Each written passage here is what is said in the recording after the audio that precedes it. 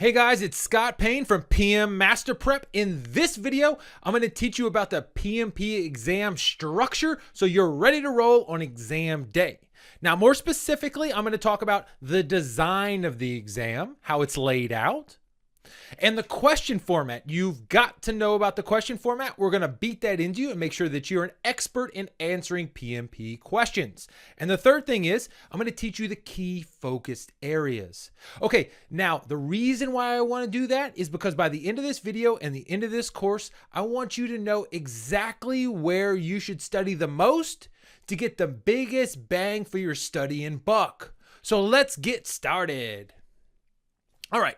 So as far as the structure goes, like we said, the PMP exam consists of multiple choice questions, and they're going to check your comprehension and your understanding of the information in the PMBOK. That's the body of knowledge from PMI.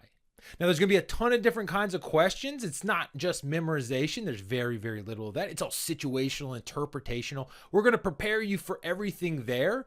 So just prepare for 200 multiple choice questions. And to get a passing grade on the exam, there's no official PMI published score, but about a 61. Now, that's to pass the PMP exam. Now, when you take our simulators, as we go through this, we're going to do a lot of just-in-time learning. You're going to be taking simulators all the way through this class. We want you 80 plus, 80, 85 plus, so that when you go into the exam, this 60%, this average, you're going to blow it away. So let's get going. All right, so the thing you got to know is there is no negative to missing questions, other than the fact that you don't get the score.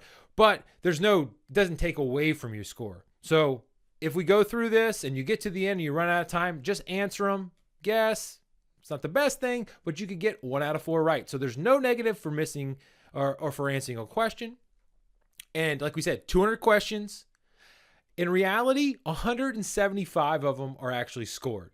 PMI is always out there testing new questions, so they put 25 extra questions. There's no way to know which 25 on your exam are those questions, so you answer them all, obviously. But they're always testing new questions to get new things in the pipeline. So that's just a little bit of anecdote to help you out. Those 25 are unscored, like we said, and you have 4 hours to complete the exam. So 200 questions, 4 hours. It's a long time, but we need to have a process and be methodical and have a rhythm in how we solve problems. So that's what we're going to do through this entire prep class is we're going to teach you how to solve them at a steady, nice, comfortable rhythm. And we're going to build that expertise inside of us. It doesn't just come. So we're going to have to build that over time. But everything that we have in the simulator is set up to build that pace. It's all time. So we're going to work through that with you guys. All right, so let's talk about the questions. Now, the questions on the PMP exam, they're often formulated like short little paragraphs, couple lines, 2, 3, 4 lines max, right? And so the reason why this is like I said, it's not a memory test. It's not, hey, what's the input or output in this said process? And if you don't know what input and output is yet, don't worry. I'm going to get you. You're going to be experts by the end of this, obviously. And it's not that just memorize and regurgitate. That would be a really easy test. It would be a painful test, but it would be an easy test.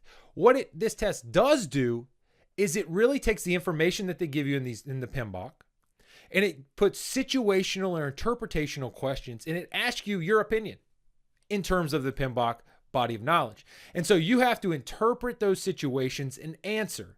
So if you just go through the example here, an application project has reached the end of the design phase. What we're trying to say is that there's a lot of information in a lot of these questions.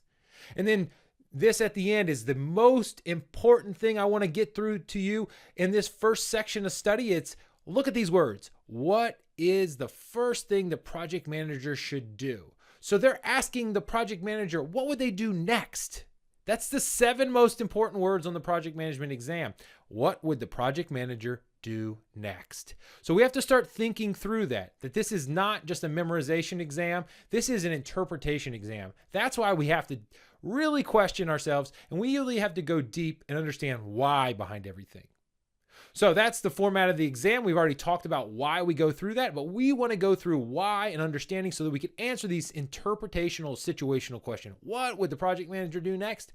We're going to know the answer because that's the way we study. We study knowing that, okay? So cool. All right, so in addition to prepare you for these situational questions, what I did when I was studying, I didn't have anything to help me prepare this. I just had simulators online. I had a couple books. I had the PMBOK. I love it, but it's really long. It's dense. It's not the most fun read, and it doesn't really prepare you for the situational questions.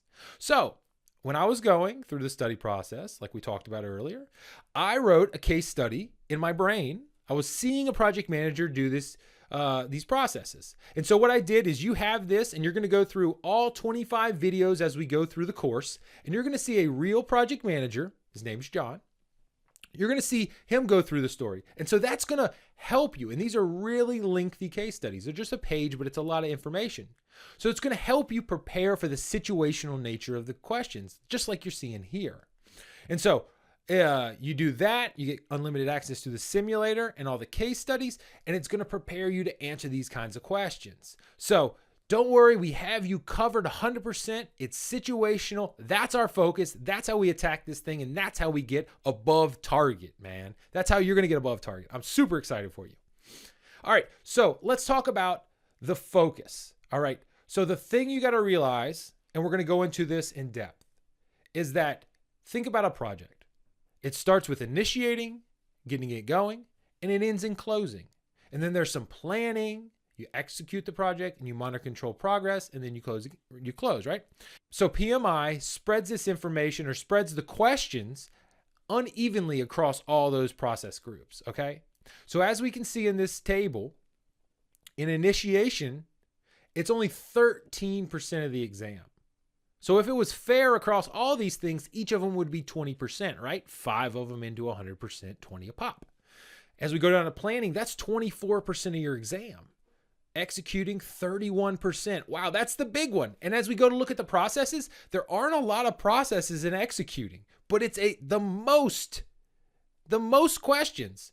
So bing, bing, bing. That's where we really, really have to study these middle 3 right here. Monitoring control, 25, and then closing is 7%. Now, that does not mean that we're not going to focus on initiating and closing. They're super important, and you have to get them, right? But 80% of our questions come from these middle 3 process groups. So we got to make sure that we really, really understand them. That's where the content's from. That's where our focus is going to be. And we're going to help you guide through this. So just wanted to let you know, 80% in those middle 3 process groups.